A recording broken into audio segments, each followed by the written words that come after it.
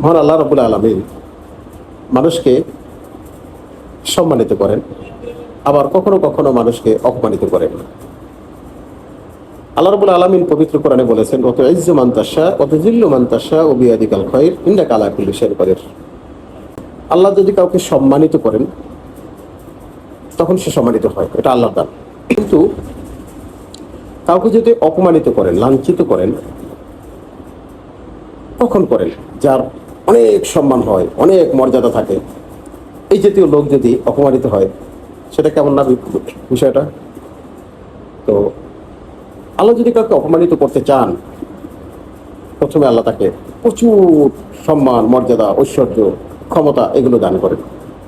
কিন্তু যদি অহংকারী হয়ে যায়, দাম্ভিক হয়ে যায়, তাকাব্বুরি এসে যায়, তখন আল্লাহ সুতাটাকে একটু টাইট করে দেন, দিয়ে উঁচু থেকে একদম মাটিতে আছাড় মেরে ফেলে দেন। তখন বুঝতে পারে, মানুষ বলে এরকম একটা মানুষ, এরকম একটা সম্মানী মানুষ এরকম একটা আকাম করল।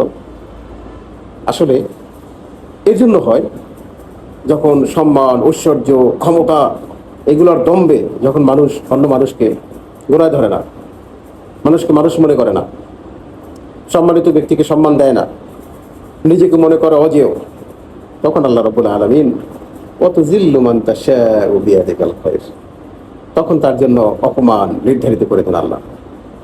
সেজন্য সমাজে আমাদের যাদের অর্থ, বিত্ত, ঐশ্বর্য, প্রতিপত্তি, মর্যাদা এগুলো আছে, এই সম্মানগুলো অক্ষুণ্ণ রাখার জন্য নিজেকে বিলিয়ে দিতে হবে, নিজেকে সর্বোচ্চ ভদ্রতার পরিচয় দিতে হবে।